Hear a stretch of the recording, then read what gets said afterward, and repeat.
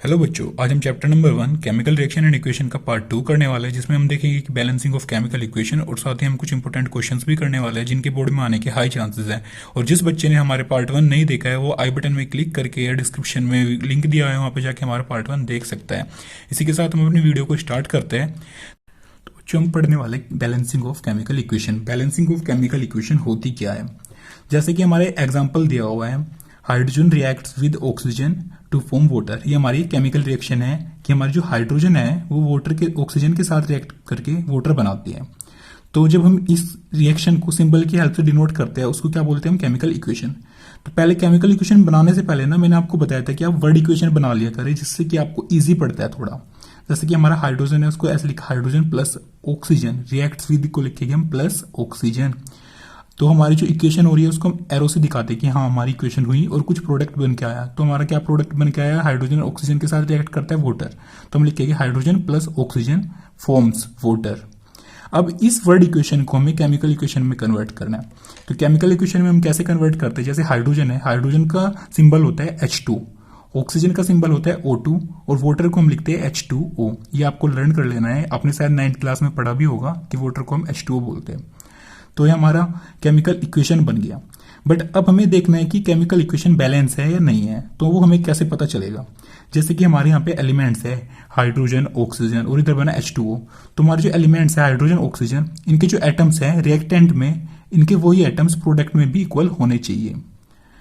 दोबारा से बता देता हूँ, जैसे कि हमारा हाइड्रोजन है, यहाँ पे इसके 2 एटम्स हैं रिएक्टेंट में। जो हमारे इधर होते हैं वो होते हैं हमारे रिएक्टेंट, और जो इधर होता है वो होता है हमारा प्रोडक्ट। तो हमारा हाइड्रोजन है, इसके 2 एटम्स है रिएक्टेंट में, और हमारा जो प्रोडक्ट बन के आया हाइड्रोजन के यहाँ पे भी कितने एटम्स है? 2। लेकिन जो हमारा ऑक्सीजन है उसके यहाँ पे रिएक्टेंट में 2 एटम्स है, लेकिन जो हमारा प्रोडक्ट बन के आया यहाँ पे हमारा कुछ नहीं लिखा, मतलब 1 है। तो हमारा ऑक्सीजन का कितना एटम है? 1। तो ये हमारी इक्वेशन बैलेंस नहीं है। बैलेंस इक्वेशन तब होती है जब हमारे जो एटम्स होते हैं एलिमेंट्स के, वो रिएक्टेंट और प्रोडक्ट में दोनों इक्वल होने चाहिए। तो हम इसको बैलेंस कैसे करेंगे? तो बैलेंस करने के लिए पहले हम एक टेबल बना लेते हैं। उस टेबल में हम 3 बॉक्सेस बनाएंगे। एक में लिखेंगे हम एलिमेंट्स, एक में लिखेंगे हम रिएक्टेंट और एक में लिखेंगे हम प्रोडक्ट। जो हमारे एलिमेंट्स होते हैं, जो हमारी इक्वेशन दी हुई है उसमें कौन कौन से एलिमेंट है? इस इक्वेशन में हमारे हाइड्रोजन और ऑक्सीजन 2 एलिमेंट्स है, तो हम लिख लेंगे H और O। अब हम देखेंगे कि जो रिएक्टेंट है, रिएक्टेंट हमारे इस साइड होते हैं, तो इसमें हाइड्रोजन के कितने एटम्स हैं? यहाँ पे हाइड्रोजन के कितने एटम्स है? 2 एटम्स। तो हम यहाँ पे क्या लिख लेंगे? 2। अब हम देखने वाले हैं कि हमारा जो ऑक्सीजन है, ऑक्सीजन के रिएक्टेंट्स में कितने एटम्स हैं? यहाँ पे कितने एटम्स है? 2। तो यहाँ पे भी 2 लिख लेंगे हम। अब हम प्रोडक्ट में जाए, प्रोडक्ट में देखेंगे कि हमारे जो हाइड्रोजन है उसके कितने एटम्स हैं। प्रोडक्ट में हाइड्रोजन के कितने एटम्स हैं? 2, वो लिख लेंगे हम। अब ऑक्सीजन के कितने एटम्स हैं? यहाँ पे कुछ नहीं लिखा, मतलब 1 एटम है, तो यहाँ पे लिखेंगे हम 1। तो हमें यही बैलेंस करना है कि हमारे जो हाइड्रोजन के एटम्स तो बैलेंस है ऑलरेडी, ऑक्सीजन के बैलेंस नहीं है, बिकॉज रिएक्टेंट में ऑक्सीजन के 2 एटम्स है और प्रोडक्ट में 1 एटम है। तो इसको हम कैसे बैलेंस करेंगे? अब हम क्या करें कि हमारे जो प्रोडक्ट में ऑक्सीजन के एटम्स है वो 2 हो जाए। तो हम यहाँ पे क्या कर सकते हैं? अगर हम यहाँ पे 2 की मल्टीप्लाई कर दें तो हमारे ऑक्सीजन के कितने एटम्स हो जाएंगे? 2। अब हमारे यहाँ पे एटम्स क्या हो गए? बैलेंस हो गए। तो अब हम यहाँ पे क्या लिखेंगे? हम यहाँ पे लिखेंगे 2। हम कैसे लिखते हैं? पहले ब्रैकेट बना लेते हैं पूरी इक्वेशन पे, ऐसे। जो हमारे पास पहले से इक्वेशन थी उसको हम ब्रैकेट में बंद कर लेते हैं। अब हम जो इसमें नया ऐड करने वाले, क्या ऐड करने वाले? हमने यहाँ पे 2 की मल्टीप्लाई की प्रोडक्ट में O के साथ, तो हम यहाँ पे नहीं लिख सकते, हम 2 इस ब्रैकेट के बाहर लिखते। तो हमने यहाँ पे क्या की? 2 की मल्टीप्लाई। तो जो हमने 2 की मल्टीप्लाई की वो हमने यहाँ पे लिख ली। अब जो 2 है, यहाँ पे ऑक्सीजन कितने हो गए हमारे? 2 बैलेंस हो गए, लेकिन हमारे जो हाइड्रोजन है यहाँ पे 2 ऑलरेडी था, तो 2 2 जो कितने हो जाते? 4। हाइड्रोजन कितने हो गए अब हमारे? 4। प्रोडक्ट में हमारे हाइड्रोजन कितने हो गए? अब हमारे हाइड्रोजन हो गए 4।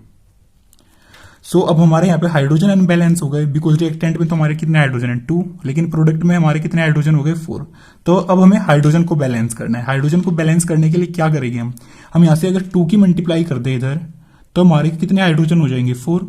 रिएक्टेंट और हाइड्रोजन, जो प्रोडक्ट के हाइड्रोजन है वो इक्वल हो जाएंगे रिएक्टेंट और प्रोडक्ट के, तो हमारी इक्वेशन बैलेंस हो जाएगी। अब अगर हमने यहाँ पे 2 की मल्टीप्लाई की तो हम यहाँ पे लिखेंगे 2, 2 2 से कितना होता है? 4। तो हमारे हाइड्रोजन भी बैलेंस हो गए। देख सकते हैं आप पूरी इक्वेशन हमारी अब बैलेंस हो चुकी है। जैसे कि हाइड्रोजन के कितने एटम्स है? 2 2 4। प्रोडक्ट में कितने एटम्स है? 2 2 4। यहाँ पे भी 4, यहाँ पे भी 4। ऑक्सीजन भी बैलेंस हो चुकी है। ऑक्सीजन के रिएक्टेंट में कितने एटम्स है? 2। प्रोडक्ट में कितने एटम्स है? 2। तो हमारी ये इक्वेशन बैलेंस हो चुकी है। इस तरीके से हम अपनी कोई भी इक्वेशन इजीली बैलेंस कर सकते हैं। आपको हर बार ये टेबल नहीं बनानी है, ये मैंने आपको समझाने के लिए बनाई थी। आप इजीली ऐसे लिख सकते हैं हाइड्रोजन, उसके सामने आप एटम्स लिख सकते हैं, रिएक्टेंट में इतने थे, प्रोडक्ट में इतने थे। तो आप इजीली एक इक्वेशन को जल्दी से बैलेंस कर सकते हैं 5 से 6 सेकंड में। इसके बाद हम देखने वाले हैं, जैसे कि हमारे यहाँ पे H2 लिखा हुआ है, यहाँ पे लिखा था हमारा हाइड्रोजन, लेकिन कुछ बच्चे सोचते होंगे ना कि हमने यहाँ पे H क्यों नहीं लिखा। तो हमारे कुछ एटम्स, कुछ हमारे मोलिक्यूल्स होते हैं जो हमारे डाई मोलिक्यूल्स की फॉर्म में प्रेजेंट होते हैं, डाई एटॉमिक मोलिक्यूल्स होते हैं वो। तो वो बताने वाला वो कौन कौन से होते हैं। तो बच्चों ये हमारे 7 डाई एटॉमिक मोलिक्यूल्स होते हैं। डाई एटॉमिक मोलिक्यूल्स वे, जैसे कि हम ऑक्सीजन बोलते हैं, ऑक्सीजन को हम O नहीं लिखते, खाली O2 से डिनोट करते हैं। तो इसी तरीके से हमारा हाइड्रोजन है, हाइड्रोजन को हम H2 से डिनोट करते हैं। नाइट्रोजन को हम N2 से डिनोट करते हैं। जो हमारा फ्लोरीन होता है उसको हम F2 से डिनोट करते हैं। क्लोरीन को हम Cl2 से डिनोट करते हैं, और ब्रोमाइन को Br2 से, और आयोडीन को हम I2 से। तो जैसे भी कोई बोलेगा कि ऑक्सीजन रिएक्ट्स विद, तो आप O नहीं लिखोगे, आप लिखोगे O2। जैसे बोलेगा कोई नाइट्रोजन रिएक्ट्स विद, तो N2, fluorine reacts with F2। इस तरीके से हम लिखते हैं। ये हमारे क्या होते हैं, डाई एटॉमिक मोलिक्यूल्स। और जो बाकी के एलिमेंट्स बच जाते हैं हमारे, वो हमारे होते हैं mono atomic molecules. Mono atomic वो होते हैं जिसमें हमारा यहाँ पे कुछ 2 नहीं लगा होता, 1 होता है। मतलब कुछ नहीं लगा होता तो उसका मतलब होता है 1। जैसे कि हमारा मैग्नीशियम Mg, तो हमारे क्या हो गया, डाई एटॉमिक मोलिक्यूल्स। इसके बाद हमारा आ जाता है, जैसे कि हम अपनी इक्वेशन में स्मॉल s लिखते हैं, उसका मतलब क्या होता है, सॉलिड स्टेट। जो हमारा वो एलिमेंट है वो सॉलिड स्टेट में प्रेजेंट है। अगर हम लिक्विड स्टेट में है तो स्मॉल l से डिनोट करते हैं, और अगर गैसियस स्टेट में है तो स्मॉल g से, और अगर एक्वस स्टेट में प्रेजेंट है तो हम AQ से। एक्वस स्टेट होती है बच्चों जब हमारा सोल्यूशन वाटर में बना होता है। क्या होती है, जब हमारा सोल्यूशन वाटर में बना होता है, वो हमारी होती है एक्वस स्टेट। तो ये हमारी कुछ स्टेट्स होती है कि मतलब फिजिकल स्टेट्स, जो एलिमेंट्स यूज हुए इक्वेशन में, उनके सामने हम ये लगा देते हैं। इसके बाद हम एक एग्जांपल करने वाले हैं नेक्स्ट। बच्चों ये हमारा नेक्स्ट एग्जांपल है। इस रिएक्शन को भी हमें बैलेंस करना है। तो हमारी रिएक्शन क्या दी हुई है, हमारी रिएक्शन है heated iron metals react with steam to form iron first second oxide. First second iron first second oxide क्या होता है, Fe3O4। जो इस तरीके के टफ सब्सटेंस होते हैं ना, उनका फॉर्मूला में ऑलरेडी क्वेश्चन में गिवन होता है। एंड हाइड्रोजन, जो हमारा आयरन है वो स्टीम के साथ रिएक्शन करके हमारा क्या बनाता है, हमारा बनाता है आयरन ऑक्साइड एंड हाइड्रोजन। हमारा आयरन स्टीम के साथ रिएक्ट करके आयरन ऑक्साइड और हाइड्रोजन बनाता है। पहले इससे हम क्या करेंगे, वर्ड इक्वेशन लिखेंगे। वर्ड इक्वेशन कैसे लिखेंगे, आयरन प्लस स्टीम रिएक्ट करता है तो हम लिखेंगे प्लस स्टीम। क्या बनाता है, form iron first second oxide plus hydrogen. ये हमने क्या बना लिया, वर्ड इक्वेशन। अब इससे क्या बनाने वाले हैं हम, केमिकल इक्वेशन। केमिकल इक्वेशन में क्या लिखते हैं, जो हमारे सब्सटेंसेस है, एलिमेंट्स है, इनको हम क्या लिखेंगे, सिंबल से डिनोट कर देंगे। तो हमारा आयरन का सिंबल होता है Fe। स्टीम, स्टीम हमारी किससे बनी होती है, वाटर से, तो हम वाटर का फॉर्मूला लिख देते हैं यहाँ पे H2O। आयरन का हमें ऑलरेडी क्वेश्चन में गिवन है, आयरन ऑक्साइड का Fe3O4। और हमारा हाइड्रोजन होता है H2, जो हमने अभी पढ़ा था। इसी के साथ अब हम देखने वाले हैं कि जो हमारे ये इक्वेशन बनी, क्या ये बैलेंस है या अनबैलेंस है। अब हम जो हमारे एलिमेंट्स हैं इनके एटम्स को कंपेयर करने वाले हैं कि रिएक्टेंट में, रिएक्शन में, या हमारे जो प्रोडक्ट है रिएक्टेंट्स में या प्रोडक्ट्स में इक्वल है या नहीं है। तो जैसे हमारा Fe है, Fe यहाँ पे हमारा 1 है, लेकिन Fe यहाँ पे हमारा क्या है 3, तो हमारी इक्वेशन अनबैलेंस है। अब हम H2 को भी देख लेते हैं। यहाँ पे H क्या है, H2 है, यहाँ पे H कितने हैं, 2 है। ऑक्सीजन यहाँ पे कितना है, 1 है, यहाँ पे ऑक्सीजन कितना है, 4 है। तो हमारी इक्वेशन अनबैलेंस है, बिकॉज हमारा यहाँ पे ना तो Fe बैलेंस है, ना हमारा ऑक्सीजन बैलेंस है, सिर्फ हमारा एक हाइड्रोजन बैलेंस है। तो हम इसको बैलेंस कैसे करते हैं, वो बताया था मैंने आपको कि एक टेबल बनानी है, उसमें हमारे 3 बॉक्सेस, एलिमेंट्स, रिएक्टेंट और प्रोडक्ट्स। अब हमारे इस क्वेश्चन में एलिमेंट्स कौन कौन से गिवन है हमें, हमारा एक तो Fe गिवन है हमें, एक हमारा हाइड्रोजन गिवन है, H से डिनोट कर लिया, ऑक्सीजन गिवन है जिसको हमने O से डिनोट कर दिया। अब हम इसको बैलेंस करने वाले हैं। सबसे पहले हम जो हमारा फर्स्ट एलिमेंट होता है उसको बैलेंस करते हैं। तो हमारे Fe के, आयरन के कितने एटम्स है रिएक्टेंट में, हमारा 1 एटम है, कुछ नहीं लिखा हुआ, तो हमारा कितना एटम है, 1। हम 1 लिख लेते हैं यहाँ पे। हमारे अब जो हाइड्रोजन है उसके रिएक्टेंट में कितने एटम्स है, हमारे 2। और जो हमारा ऑक्सीजन है उसके कितने हैं, 1। यहाँ पे क्योंकि कुछ नहीं लिखा तो हमारे 1। अब हम जाते प्रोडक्ट में। प्रोडक्ट में हमारे आयरन के कितने एटम्स हैं, 3, क्योंकि इसके यहाँ पे 3 लिखा हुआ है, तो हमारे कितने एटम्स है, 3। अब हमारे हाइड्रोजन, सेकंड एलिमेंट क्या है हमारा, हाइड्रोजन। तो हाइड्रोजन के कितने हैं यहाँ पे एटम्स, 2, तो हम लिखते हैं 2। अब हम जाते ऑक्सीजन, ऑक्सीजन के कितने हैं हमारे यहाँ पे 4।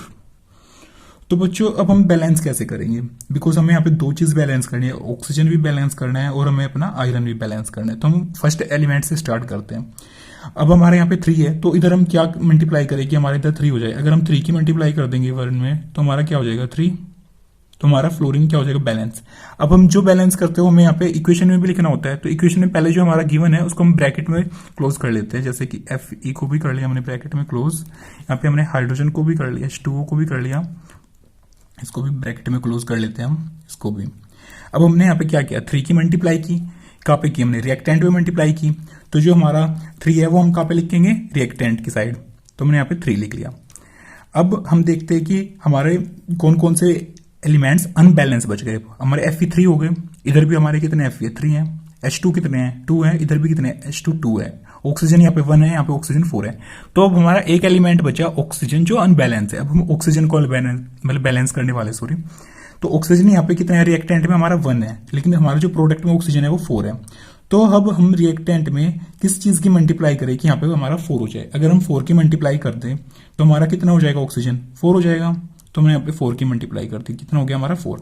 अब हम जो लिखते हैं उसे यहाँ पे भी लिखना होता है, तो हमने यहाँ पे किस चीज की मल्टीप्लाई कर ली 4 की। अब हम देखते हैं कि हमारे कौन कौन से एलिमेंट बैलेंस हो गए और कौन से अनबैलेंस है। अब हमारा Fe3 था, इधर हमारा कितना है 3।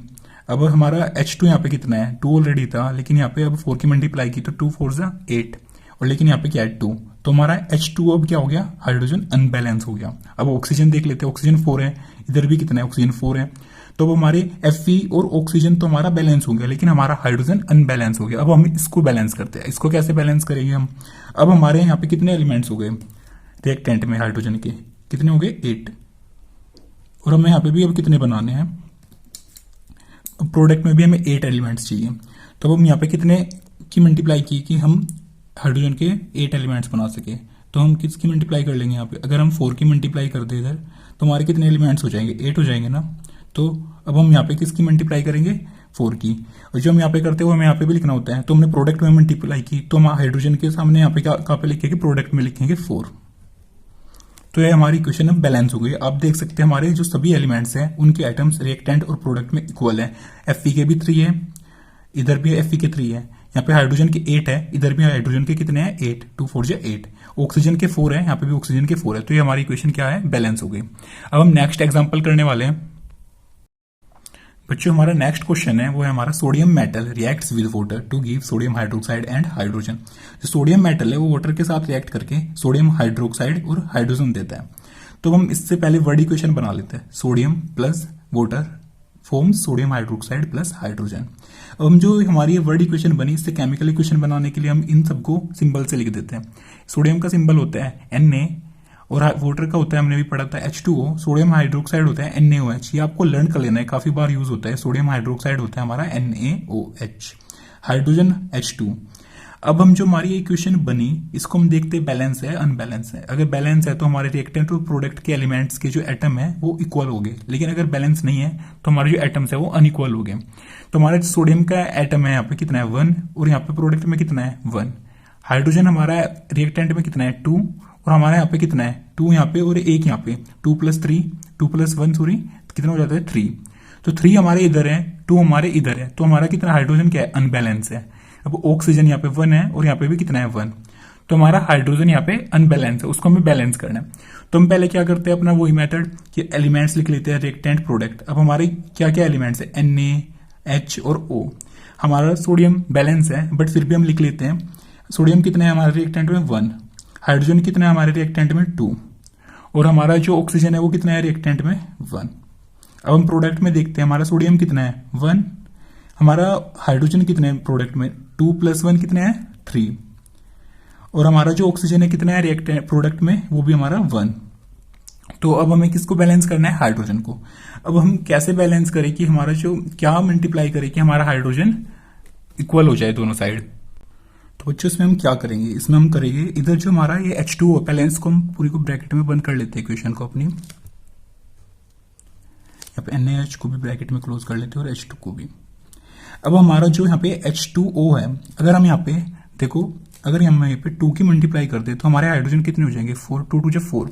अब हमारे हाइड्रोजन यहाँ पे 2 है, लेकिन अगर हम यहाँ पे 2 की मल्टीप्लाई कर देते हैं, 2 की मल्टीप्लाई 1 यहाँ पे 2 1 जा 2, 2 ये और 2 ये 4, हाइड्रोजन हमारे बैलेंस हो जाएगा 4 इधर और 4 इधर, बिकॉज हमने यहाँ 3 लिखा है लेकिन ये है कैसे 2 वो सॉरी 1 1 हमारा यहाँ पे है और प्लस 2 हमारे यहाँ पे है। अगर हम इधर 2 की मल्टीप्लाई कर देते हैं तो 2 + 2 कितना हो जाएगा 4।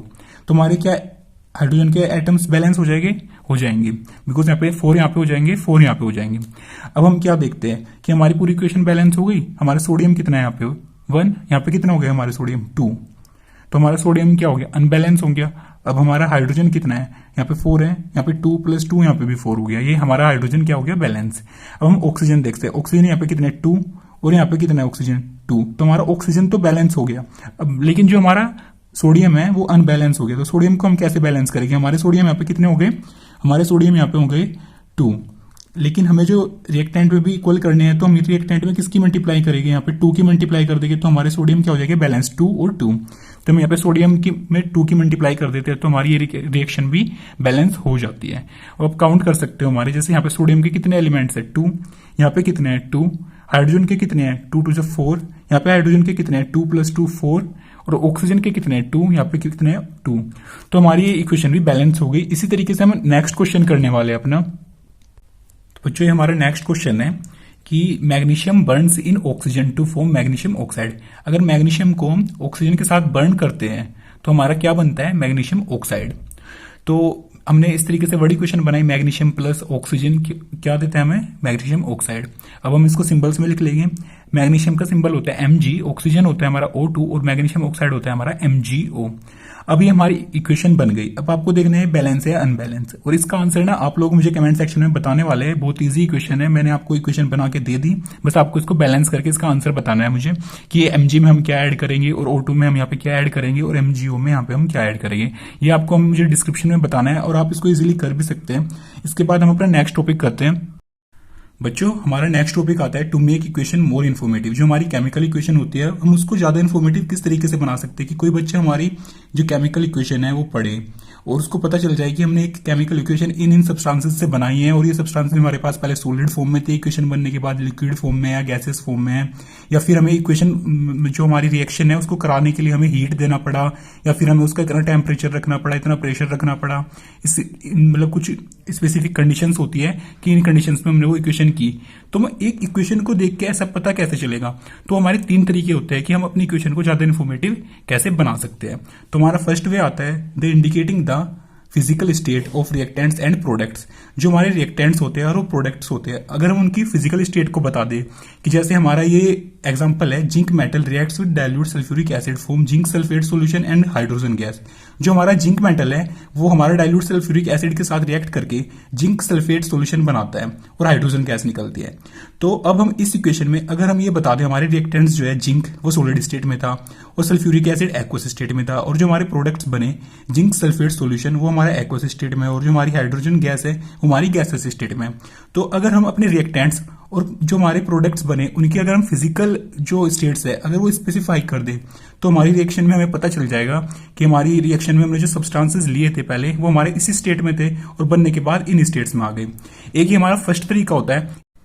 जो हमारा दूसरा वे होता है जो होता है second way by indicating the heat changes taking place in the reaction. कि हम जो हीट चेंजेस हो रहा है, हमारी हीट निकल रही है, हमें हीट देनी पड़ी, हम वो भी बता सकते हैं अपनी केमिकल इक्वेशन में। तो हमारा जो फर्स्ट इसमें 2 तरीके के होते हैं, तो हमें हीट देनी होगी या हमारी इक्वेशन से हीट निकली होगी, रिएक्शन से हमारी हीट निकली होगी। तो हमारा जो फर्स्ट वे होता है जिसमें हमारी हीट निकलती है उसको बोलते हैं exothermic reaction. Those reaction in which heat is involved. जिन रिएक्शन से हमारी हीट निकलती है वो होती है हमारी एक्सोथर्मिक रिएक्शन। जैसे कि एग्जांपल देखते हैं when carbon burns in oxygen to form carbon dioxide. जब हम कार्बन को ऑक्सीजन की प्रेजेंस में बर्न करते हैं तो हमारा क्या बनता है हमारा कार्बन डाइऑक्साइड और साथ में हमारी हीट निकलती है। जैसे कि यहाँ पे कार्बन लिया हमने, इसको ऑक्सीजन की प्रेजेंस में हमने बर्न किया तो हमारा बना एक कार्बन डाइऑक्साइड और साथ में हमारी हीट निकली। उसको हम इस तरीके से नोट कर सकते हैं प्लस हीट, या फिर इसको हम 2 तरीके से और भी नोट कर सकते हैं। प्लस आप हीट एनर्जी लिख सकते हो या फिर आप प्लस एनर्जी लिख सकते हो। तो हमारे 3 तरीके के वे होते हैं इसको नोट करने के लिए कि हमारी जो रिएक्शन हुई उससे हमारी हीट रिलीज हुई। अब हमारा इसका एक एग्जांपल और देख लेते हैं हम। ये हमारा नेक्स्ट एग्जांपल है। जब हम नेचुरल गैस को बर्न करते हैं ऑक्सीजन मींस एयर की प्रेजेंस में, तो हमारा जो कार्बन डाइऑक्साइड है वो बनता है और हमारी वाटर वेपर्स निकलती है, इससे वाटर वेपर्स निकलती है और कार्बन डाइऑक्साइड बनता है। So large amount of heat भी निकलती है उसी के साथ में हमारी। जब हम नेचुरल गैस को एयर की प्रेजेंस में, ऑक्सीजन की प्रेजेंस में बर्न करते हैं तो हमारा कार्बन डाइऑक्साइड बनता है और साथ में हमारी वाटर वेपर्स निकलती है, लार्ज अमाउंट में हमारी हीट भी निकलती है। तो ये भी हमारा फर्स्ट एक्सोथर्मिक का ही एक एग्जांपल हो गया एक्सोथर्मिक रिएक्शन का, बिकॉज हमारे यहाँ पे हीट निकल रही है। सो जब हम हमारी जो नेचुरल गैस होती है वो होती है हमारी मीथेन। मीथेन को हम बोलते हैं CH4। नेचुरल गैस कौन सी होती है हमारी? मीथेन। मीथेन को किस चीज से डिनोट करते हैं हम? CH4 से। और हम किसकी प्रेजेंस में बर्न करते हैं? ऑक्सीजन की प्रेजेंस में, O2। और हमारे क्या क्या निकलता है, क्या क्या प्रोडक्ट्स बनते हैं, वो होता है हमारा कार्बन डाइऑक्साइड और हमारी वाटर वेपर्स निकलते हैं। वाटर वेपर्स हमारी H2O से डिनोट करते हैं हम, बिकॉज वो वाटर से बनी है तो इसलिए हम उसको H2O से डिनोट करेंगे। और साथ में हमारी एनर्जी भी निकलती है, हीट एनर्जी। मैंने बताया था कि हम जो एनर्जी निकलती है या हीट निकलती है उसको 3 तरीके से लिख सकते हैं, हीट या हीट एनर्जी, या फिर आप खाली उसको एनर्जी से भी नोट कर सकते हो। तो हमारी भी एनर्जी रिलीज हुई। ये एक हमारा सेकेंड वे था अपनी इक्वेशन को इन्फॉर्मेटिव बनाने का, कि हम उसमें बता दें हमें एनर्जी देनी पड़ी है, हमारी एनर्जी निकलनी। तो इसका हम एक एग्जांपल और देखने वाले हैं जिसमें हमें हीट देनी होगी। इसमें हमारी हीट निकली, लेकिन जो हमारा नेक्स्ट तरीके की इक्वेशंस होती है वो होती है हमारी एंडोथर्मिक रिएक्शन। बच्चों, हमारे नेक्स्ट टाइप की जो रिएक्शन आ जाती है, मैंने बताया था आपको कि एंडोथर्मिक रिएक्शंस। एंडोथर्मिक रिएक्शन वो होती है जिसमें हमारी हीट एब्जॉर्ब हो जाती है, हम जिसमें हमें हीट देनी पड़ती है रिएक्शन कराने के लिए। तो हमारा एक एग्जांपल है, when nitrogen and oxygen are heated at a very high temperature about 3000 degree Celsius. देख सकते हो आप कितना हाई टेम्परेचर, 3000 डिग्री सेल्सियस। तो इस पर जब हम नाइट्रोजन और ऑक्सीजन को हीट करते हैं तो हमारा जो रिएक्शन होती है वो बनता है हमारा नाइट्रोजन मोनोऑक्साइड। तो इसको हम इस तरीके से भी लिख सकते थे कि नाइट्रोजन को हमने ऑक्सीजन की प्रेजेंस में हीट किया और हमारा जो प्रोडक्ट बना वो बना हमारा नाइट्रोजन मोनोऑक्साइड। लेकिन अगर हम इसको ज्यादा इन्फॉर्मेटिव बनाना चाहते हैं तो हम इसमें ऐसे भी लिख सकते हैं कि नाइट्रोजन और ऑक्सीजन की हमने रिएक्शन कराई और उसमें हमने हीट भी दिया, तो हमारा नया प्रोडक्ट बना नाइट्रोजन मोनोऑक्साइड। सो आप अगर इस साइड हीट लिख रहे हैं तो मतलब हमने रिएक्शन कराने के लिए हीट दिया। अगर हम इस साइड हीट लिखते हैं तो मतलब हमारी रिएक्शन होने के बाद हीट प्रोड्यूस हुई। जब हम हीट देते हैं तो होती है हमारी एंडोथर्मिक रिएक्शन, लेकिन जब हमारी हीट प्रोड्यूस होती है तो होती है हमारी एक्सोथर्मिक रिएक्शन। इसके बाद हमारा नेक्स्ट टॉपिक आता है, सो बच्चों जो हमारा थर्ड टाइप आता है कि हम अपनी रिएक्शन को या केमिकल इक्वेशन को ज्यादा इन्फॉर्मेटिव कैसे बनाए, वो आता है हमारा कि हम अपनी जो कंडीशंस है, जैसे कि हमारा किस प्रेशर पे हमने वो रिएक्शन कराई या जिस टेम्परेचर पे हमने वो रिएक्शन कराई या किस चीज की प्रेजेंस में हमने वो रिएक्शन कराई, वो हम एरो के ऊपर डिनोट कर देते हैं। तो conditions to indicate the conditions under which the reaction take place, जिस कंडीशंस में हमने वो रिएक्शन कराई हम उनको नोट कर देते हैं एरो के ऊपर या नीचे। जैसे कि हमारे एग्जांपल है when potassium chlorate. Potassium chlorate क्या होता है हमारा? KClO3 is heated. जब हम उसको हीट करते हैं in the presence of manganese dioxide catalyst. Manganese dioxide catalyst क्या होता है? ये हमारा एक मैग्नीज डाइऑक्साइड होता है हमारा MnO2, और कैटलिस्ट हमारा वो होता है अगर हमारी कोई रिएक्शन है उसको होने में वो कम टाइम लेता है। मतलब कि जैसे हमारी कोई रिएक्शन है, सपोज करो, वैसे इतने कम टाइम में होती नहीं, सपोज करो हमारी रिएक्शन कोई 2 आवर्स में होने वाली थी कंप्लीट, लेकिन हमने उसे कैटलिस्ट डाल दिया। हमने उसमें एक कैटलिस्ट होता है, हमारे जो रिएक्शन का टाइम है वो डिक्रीज कर देता है, तो हमारी ऐसे हो जाएगी 45 मिनट्स में। इस तरीके से ये एक एग्जाम्पल है उसका कि हमारी जो कैटलिस्ट है वो हमारी रिएक्शन के टाइम को कम कर देता है। तो जब हम पोटेशियम क्लोरेट को मैग्नीज डाइऑक्साइड डाल के हीट करते हैं तो हमारी जो रिएक्शन है वो कम टाइम में होती है, और हीट करते हैं तो हमने जो डेल है इसका मतलब होता है कि हमने हीट किया, हम उसको डेल्टा से डिनोट कर देते हैं हीट को। और जो हमारा कैटलिस्ट होता है वो उसको हम यहाँ पे लिख देते हैं MnO2।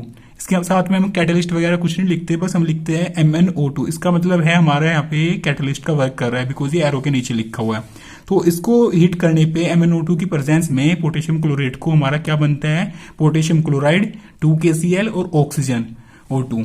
ये हमारा थर्ड टाइप होता है। तो बच्चों हमारे ये 3 टाइप होते हैं। हमारा फर्स्ट टाइप होता है कि अगर हम अपनी जो रिएक्शन है उसकी स्टेट्स को डिफाइन कर दे कि रिएक्टेंट की स्टेट थी, प्रोडक्ट की स्टेट्स थी हमारी। सेकंड टाइप होता है कि हमने हीट क्या है, हीट चेंजेस कैसे हुए, हमारी हीट देनी पड़ी या हमारी हीट रिलीज हुई। थर्ड आता है हमारा कि किस कंडीशंस में हमारी रिएक्शन हुई। ये 3 तरीके होते हैं अपनी जो रिएक्शन है, केमिकल इक्वेशन है, उसको इन्फॉर्मेटिव बनाने के। सो बच्चों ये इसी का एग्जाम्पल आ जाता है कि हमने जो अभी पढ़ा था कि किस कंडीशंस पे हमने रिएक्शन कराई वो हम एरो के ऊपर नोट करते हैं। तो हमारे इंपोर्टेंट क्वेश्चंस बनता है, बोर्ड में भी आ जाता है कई बार, इसलिए मैंने इस पे इंपोर्टेंट लिखा हुआ है, आप इसको अच्छे से समझ लेना कि जो हमारे जो ग्रीन प्लांट्स है वो फोटोसिंथेसिस की हेल्प से अपना फूड बनाते हैं, तो हमें उसे केमिकल रिएक्शन में केमिकल इक्वेशन की हेल्प से कैसे दिखाएंगे। तो हमारे पता है कि किस तरीके से फूड बनाते हैं ड्यूरिंग फोटोसिंथेसिस। जो कार्बन डाइऑक्साइड होती है वो वाटर के साथ कंबाइन होके किसकी प्रेजेंस में होती है? वो सनलाइट की प्रेजेंस में। और जो हमारा ग्रीन पिगमेंट होता है लीव्स के अंदर जो पाया जाता है क्लोरोफिल, तो उन दोनों की प्रेजेंस में, सनलाइट की प्रेजेंस में और क्लोरोफिल की प्रेजेंस में हमारी केमिकल रिएक्शन होती है। और जो केमिकल रिएक्शन होती है वो क्या होती है कि कार्बन डाइऑक्साइड वाटर के साथ मिक्स करके हमारा ग्लूकोज और ऑक्सीजन गैस बनाता है। ये हमारी केमिकल रिएक्शन होती है।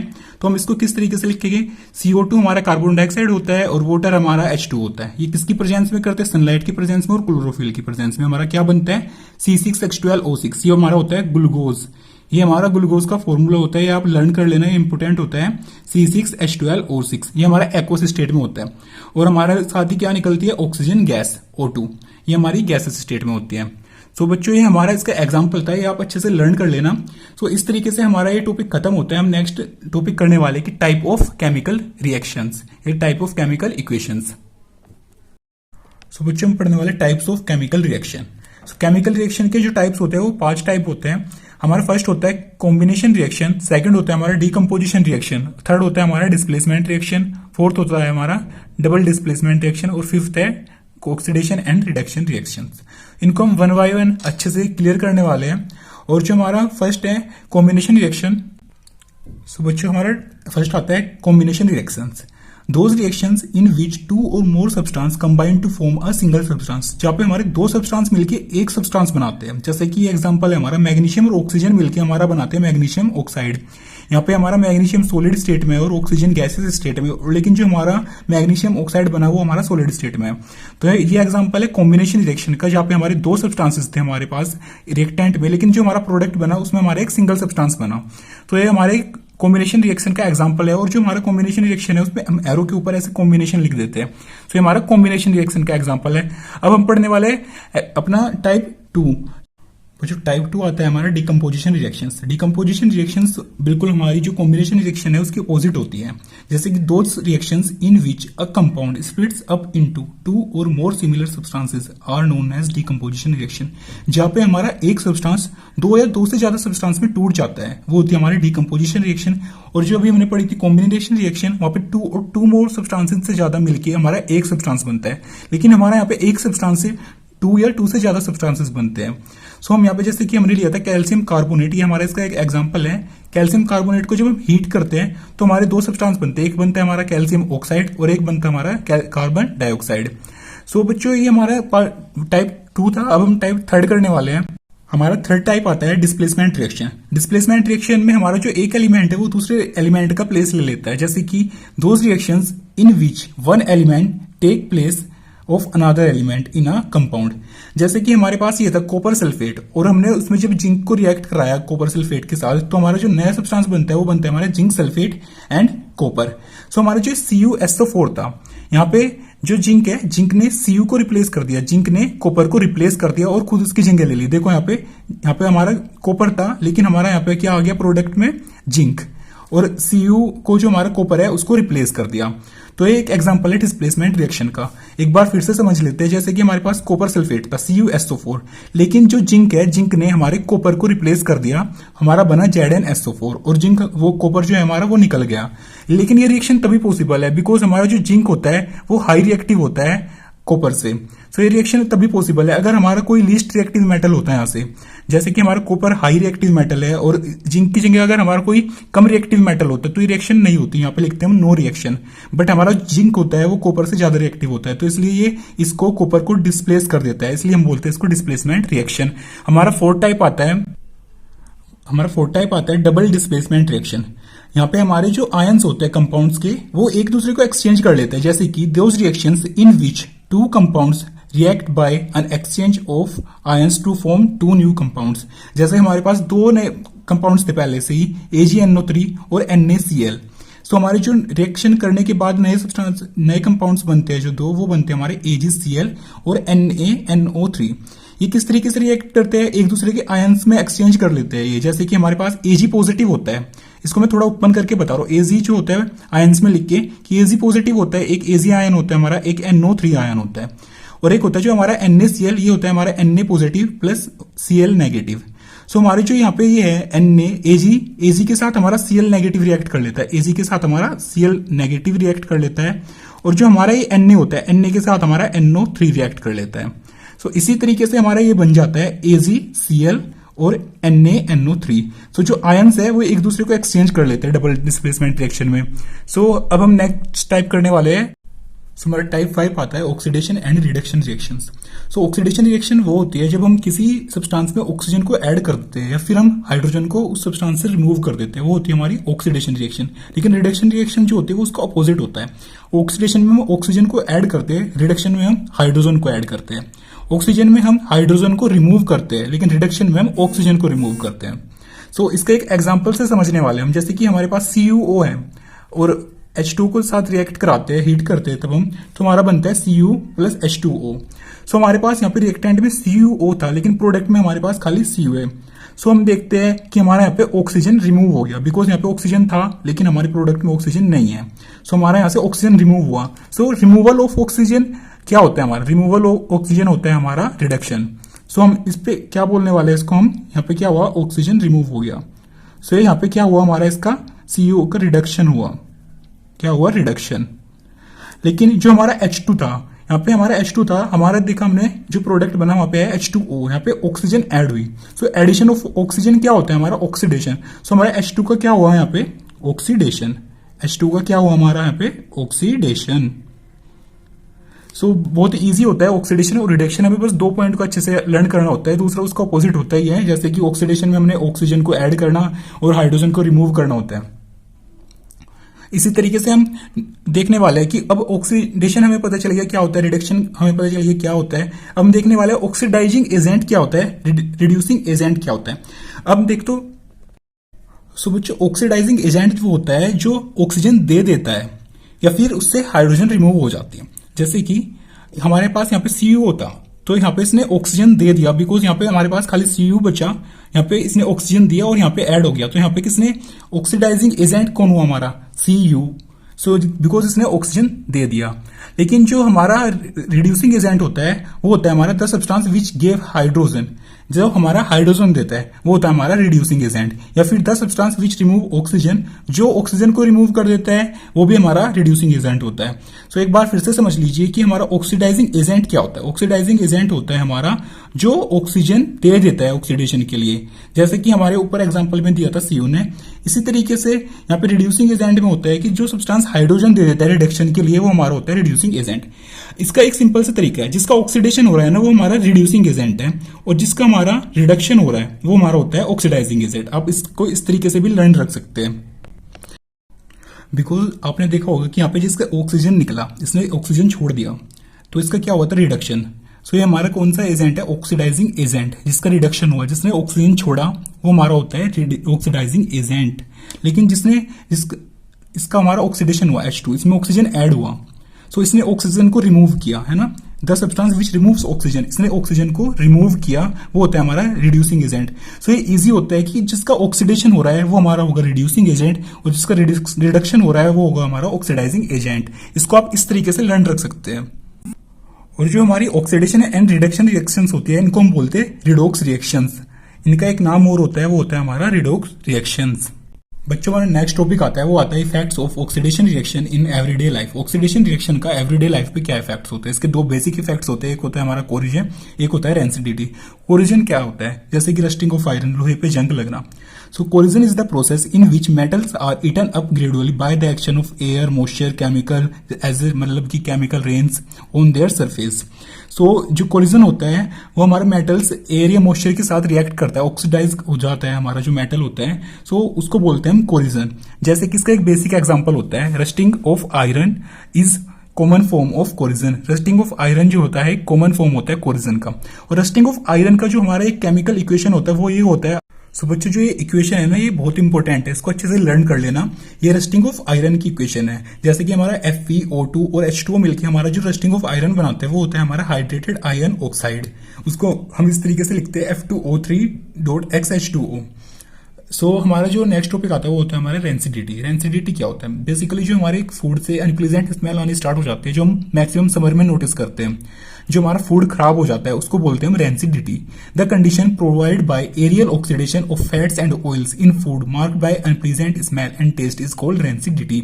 सो रेंसिडिटी को प्रिवेंट करने के हमारे या कुछ कम करने के कुछ मेथड्स होते हैं। जो हमारे मेथड्स होते हैं वो 5 टाइप्स होते हैं उसके, कि 5 तरीके से हम अपनी रेंसिडिटी को कम कर सकते हैं। जो हमारा फर्स्ट मेथड है वो बहुत एक फेमस मेथड है, बिकॉज जो हमारे बड़े होटल्स वगैरह होते हैं उन्हीं में इसी मेथड को यूज किया जाता है। Rancidity can be prevented by adding antioxidants to food containing fats and oil. हम एंटीऑक्सीडेंट्स ऐड कर देते हैं अपने फूड में जो ऑक्सीडेशन होने से रोकता है फूड का, जो उसमें ऑयल या फैट होते हैं वो उसका ऑक्सीडेशन होने से रोकते हैं। सो 2 एंटीऑक्सीडेंट्स के नाम लिखे हुए बच्चों मैंने यहाँ पे, आप लर्न कर लेना, बिकॉज हमारा 1 मार्कर क्वेश्चन आ जाता है डायरेक्टली कि 2 एंटीऑक्सीडेंट्स के नाम बताए जो फूड की रेंसिडिटी को कम करने में, रिड्यूस करने में हेल्प करते हैं। सो हमारा फर्स्ट होता है BHA और सेकंड होता है BHT। BHA होता है हमारा बुटिलेटेड हाइड्रोक्सी एनिसोल और BHT होता है हमारा बुटिलेटेड हाइड्रोक्सी टोलुइन। ये 2 इंपोर्टेंट नेम्स है हमारे एंटीऑक्सीडेंट्स के, आपको अच्छे से लर्न कर लेने हैं। इसके बाद हमारा जो सेकंड वे आता है बच्चों, हमारा सेकंड वे आता है रेंसिडिटी से प्रिवेंट करने का, वो होता है हमारा packing fat and oil containing foods in nitrogen gas. जैसे कि हमारे पोटैटो चिप्स, कुरकुरे, ये सब कुछ जिस पैकेट में हमारे ये पैक होते हैं उसमें देखा होगा आपने कुछ गैस भी फिल होती है, वो हमारी नाइट्रोजन गैस फिल हुई रखी होती है, जिससे हमारे जो ये फूड है या ये चिप्स है ये खराब होने से बचते हैं। सो हमारा थर्ड वे आता है rancidity can B retarded by keeping food in refrigerator. जो हम अपने हाउसेज में यूज करते हैं कि हम अपने फूड को रेफ्रिजरेटर में स्टोर करके रखते हैं, इससे हमारा फूड खराब होने से बचता है। फोर्थ वे आता है rancidity can B retarded bye storing food in air tight containers. Air tight containers हमारे कुछ बॉक्सेस होते हैं हमारे किचन में, आपने देखा भी होगा, उनमें अगर हम फूड को पैक करके रखते हैं, जैसे हम अपने बिस्किट्स वगैरह उसमें कभी कभी पैक करके रख देते हैं जिससे वो खराब ना हो। आप अपने किचन में जाके देख भी सकते हैं कि कुछ एयर टाइट कंटेनर्स हो गए, उन पे लिखा होता है। अब हमारा फिफ्थ वे आता है, वो होता है rancidity can B retarded bye storing foods away from light. अगर हम अपने फूड्स को लाइट से अवे करके मतलब दूर रखें तो हमारा फूड्स की जो रेंसिडिटी है वो कम हो सकती है। सो बच्चों हमारे 5 वे थे रेंसिडिटी को। सो बच्चों इसी के साथ हमारा ये चैप्टर खत्म होता है। अब नेक्स्ट वीडियो में हम इस चैप्टर के कुछ इंपोर्टेंट क्वेश्चंस करने वाले हैं जिनके बोर्ड में आने के हाई चांसेस हो गए बहुत ही। सो आप वो वीडियो बिल्कुल भी स्किप मत करना, और साथ ही जो मैंने इस वीडियो में कुछ क्वेश्चंस दिए आपको वो कमेंट सेक्शन में उनके आंसर बताना। और साथ ही अगर आपको मेरी वीडियो पसंद आई है तो प्लीज लाइक और अपने फ्रेंड्स क्लासमेट के साथ शेयर जरूर कर देना, और चैनल को भी सब्सक्राइब कर देना, बिकॉज यार उससे एक मोटिवेशन मिलता है कि यार हम जो मैं कंटेंट बना रहा हूँ वो किसी के लिए इन्फॉर्मेटिव है या किसी के लिए हेल्पफुल होगा। सो प्लीज मेरी वीडियो को लाइक, शेयर और सब्सक्राइब कर देना चैनल को। Thank you.